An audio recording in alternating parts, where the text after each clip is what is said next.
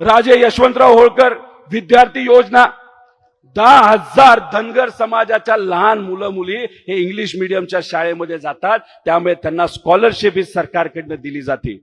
पण ह्या ज्या संस्था आहेत ज्याला ही योजना मंजूर झाली, ह्या संस्था कोणाच्या आहेत? तर आज सत्तेत असणाऱ्या लोकांच्या या संस्था आहेत। आणि ह्या संस्था मालक काय करतात तर मुलांचा आकडा 100चा दाखवतात, पण तिथं त्या हॉस्टेलमध्ये मुलं किती असतात तर 10 असतील।